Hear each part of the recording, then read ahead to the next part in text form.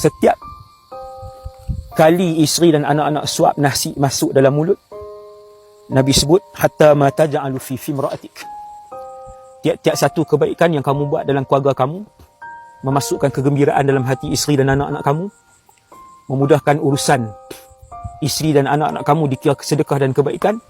Hatta ma taj'alu fi fimra'atik, Nabi kata sehinggakan apa yang kamu masukkan ke dalam mulut isteri kamu itu juga adalah sedekah.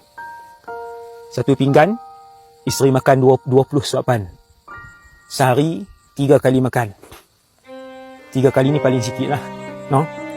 Pagi, tengah hari, malam, paling sikit. Orang Malaysia confirm lebih.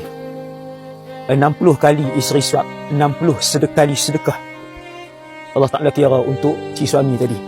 Abang-abang, ayah-ayah, anak kita 3 orang contoh, isteri seorang, 4 orang.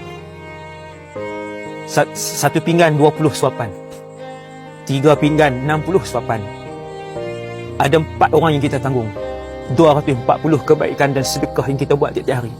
Tapi kita ni duk biasa baik dengan orang. Orang kita baik, kita boleh beli durian, belanja dengan orang makan di pejabat, kita boleh beli nasi biryani, kita boleh belanja kawan-kawan, tetapi kita tak boleh nak bagi kepada isteri dan anak-anak. Yang ni pelik. Yang ni cukup pelik. Salah mengamalkan agama ini, ataupun salah dalam memahami agama ini.